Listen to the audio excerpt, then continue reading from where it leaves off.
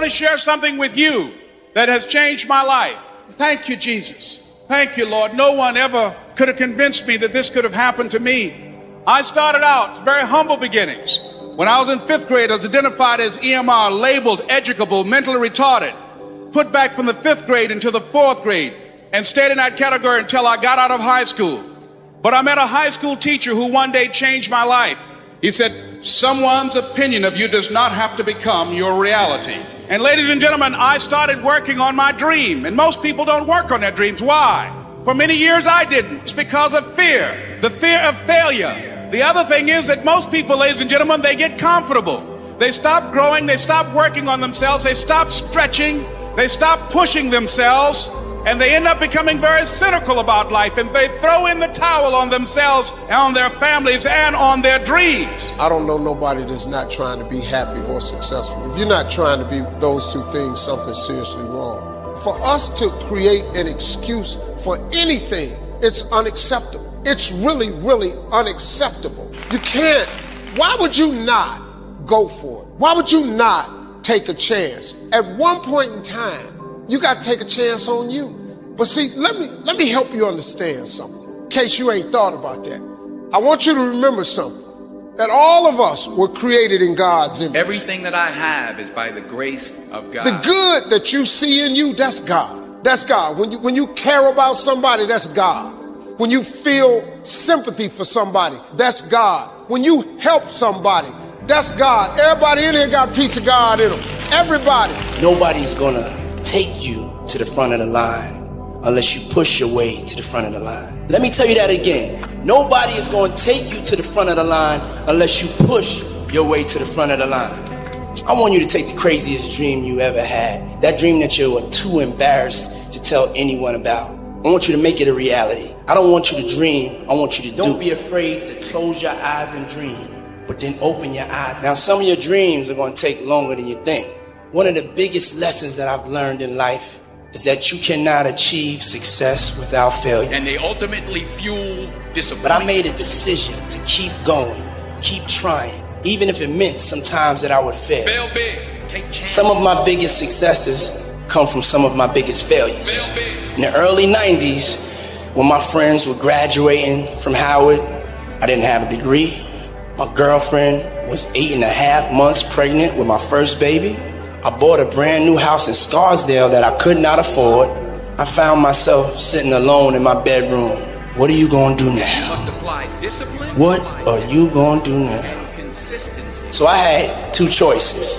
Either I was gonna sit in that failure and give up, or I was gonna make a decision to step out of the darkness. You see, when you're in that darkness, you wanna sit there and wait for the light to come, but you can't wait and sit in that darkness. The only way out is to step forward, to face your fears, to become your own light.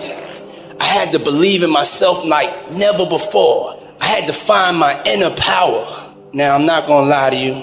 There's gonna be a lot of times y'all about to fail. I'm still failing every day. We are all a work in progress. One day, you'll be sitting in the dark. But in that moment, I want you to remember the power of you. For a lot of people, the distance between their dreams and their reality is intimidating, and they get stuck. And the only way forward is to be real about what it's gonna take for you to achieve those dreams. If you think you wanna do what you think I've done, then do what I've done. You're gonna have to go out there and get it. I want you to be fearless. I want you to be decisive. I want you to make a decision right now that when you fail and you fall to your knees, I want you to remember the power of you. And stick with God. I didn't always stick with him, but he always stuck with me. And I want you to get back up on your feet. Make a decision today that when you're in the darkness, you'll remember the power of you.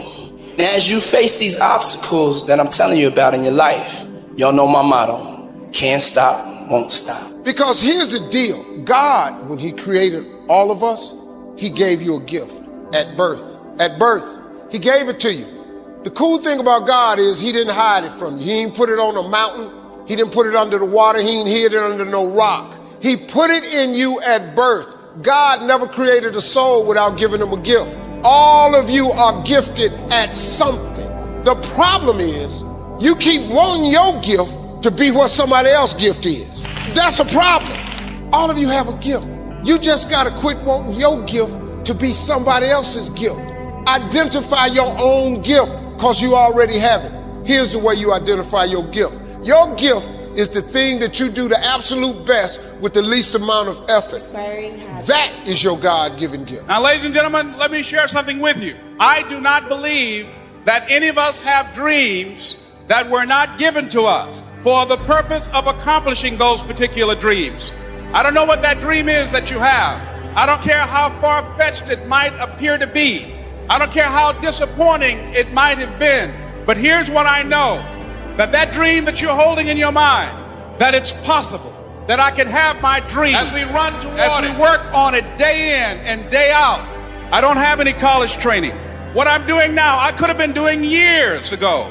But because I did not have a college education, because I didn't believe in myself, because I allowed other people's opinion of me to control my destiny, I didn't act on my ideas. It's necessary that you get the energy drainers out of your life. People who don't want anything, people who are not striving, people who are not challenging themselves, people who aren't growing, people who have stopped dreaming. It's necessary that you align yourself with people who are refusing to leave life just as it is and who want more. My mother used to say, birds of a feather flock together. If you run around with losers, you will end up a loser. It's necessary that you get the losers out of your life if you want to live your dream. But you got to have faith. Faith without works is dead. You hear it all the time. You go to church and you learn all these scriptures, but then you don't apply none of them to your life. I kid you not. These principles of success, they've taken all of these scriptures and they put them in books. I maxed out 3-4 scriptures to get here. Everything comes from the Bible. You really don't need self-help books. All of that information is in Proverbs. They just reworded it because people don't know how to read the Bible. I'm just giving you real talk now. I'm just trying to tell you how I got here. Your real life, the one God really got for you, is in your imagination. It is not in your current situation or your current paycheck. Your problem is you keep telling your imagination to the wrong people. See, if you want to kill a big dream, tell it to a small-minded person. It's dead. How many times, man, have you had a tremendous idea? Something you thought was the one, and you went and told it to your loved ones and your so-called friends, and they shot it down. I mean, you was convinced that it was just, oh man, I just came to you. And you told it to them and they shot it down. And you thought since they was your loved ones and their friends and they got your best interests at heart, you believed them. You was wrong. You let them talk you out of what God got for you. Faith is the substance of things hoped for and the evidence of things not seen. I talk to so many people who get older and they've lost the faith. If you are sitting in here thinking that you're too old to listen to what hell, I'm 60. I'm 60 years old, but I still rely on my imagination.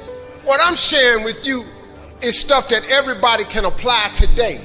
I'm just a real dude. I don't even have the education you all have. I flunked out of school. I was hoping I would get on TV. I wrote it on a piece of paper when I was 10, but when I wrote it on the paper, it wasn't factual. It was just hope. You just got to start with the hope. Faith is the substance of things that you hope for. You just hope something jumps.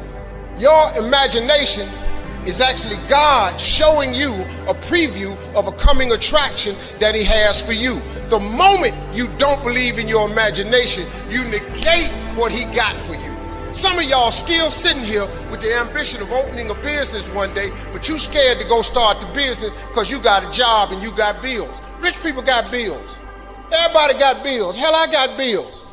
You're going to let the fact that you got some bills stop you from opening the business, the thing that God done put in your imagination? So you're going to squash that because you got bills. Everybody got bills. It's necessary to know that everybody won't see it, that everybody won't join you, that everybody won't have the vision. It's necessary to know that a lot of people like to complain, but they don't want to do anything about their situation, that you are an uncommon breed. You know, you have to know within yourself that I can do this. Even if no one else sees it for me, I must see it for myself. It's also, ladies and gentlemen, necessary that you be creative. when you're working on your ideas, that you understand the importance of readjusting your strategies. Many times we can have a great idea, but if you're not advancing it in the right way and things don't happen, you become discouraged and think the idea doesn't work. No, that's not true. It's necessary that you be flexible, that you are always thinking of how can I improve this better.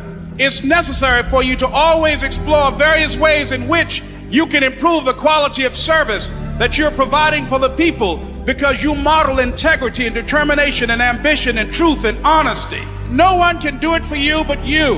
And even though you face disappointments, even though you will experience some setbacks, it goes with the territory. It's not over until I win. And I'm saying to you, what if all of us took that attitude after we face a rejection and a no, or we have a meeting and no one shows up? What if we have that kind of attitude? The car's repossessed. Nobody believes in you. You've lost again and again and again. The lights are cut off, but you're still looking at your dream, reviewing it every day, and say to yourself, it's not over until I win. But the next thing, ladies and gentlemen, I want to share with you that some of you already know that it's hard.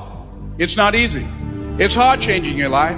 In the Penobscot building in Detroit, Michigan, where I was operating my business, and I fell on some hard times, and I was sleeping in my office, and it was hard coming through the lobby. And sometimes they would laugh. There's a guy talking about becoming successful, and look at him. He's bathing in the bathroom upstairs on the 21st floor. He sleeps on the floor.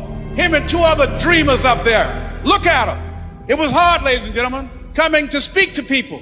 And I was facing financial difficulties in my own life. I was behind on my bills and my dreams, and I'm saying to them, you can live your dream. It was hard, ladies and gentlemen. It was very difficult to pick myself up each day believing that I could do it. There were times that I doubted myself. I said, God, why is this happening to me? I'm just trying to take care of my children and my mother. I'm not trying to steal or rob from anybody. Why did this have to happen to me? It was very hard. For those of you that have experienced some hardships, don't give up on your dream. As you hold on to that dream, there are moments when you're going to doubt yourself. There are rough times are going to come, but they have not come to stay. They have come to pass. People who are running toward their dreams, life has a special kind of meaning. And here's what I will share with you, that in the process of working on your dreams, you are going to incur a lot of disappointment, a lot of failure, a lot of pain, a lot of setbacks, a lot of defeat. But in the process of doing that, you will discover some things about yourself that you don't know right now.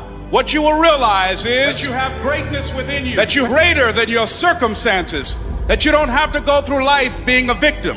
Most people have done all that they're ever going to do. They raise a family, they earn a living, and then they die. The people that are living their dream are finding winners to attach themselves to. The people that are living their dreams are the people that know that if it's going to happen, it's up to them. The people that are running after their dreams are the people that are hungry. It's a long shot, ladies and gentlemen, from Liberty City, an abandoned building on a floor, never knowing my mother or father. It's a long shot. No college training, labeled educable, mentally retarded. But I kept running toward my dream. Repeat after me, please. It's possible.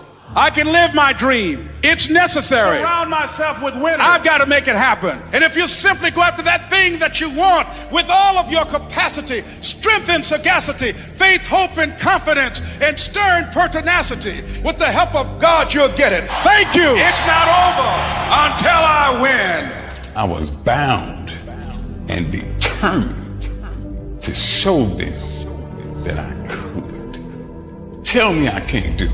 I will prove you wrong. I will show you